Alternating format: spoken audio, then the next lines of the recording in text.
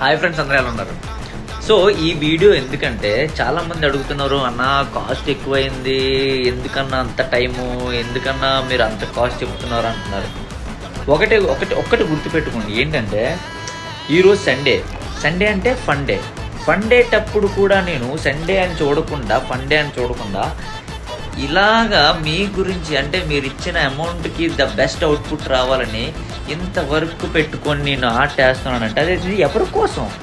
మీకోసం, అంటే మీరు ఇచ్చే అమౌంట్ కోసం, మీరు ఇష్టపడే ఆర్ట్స్ కోసం.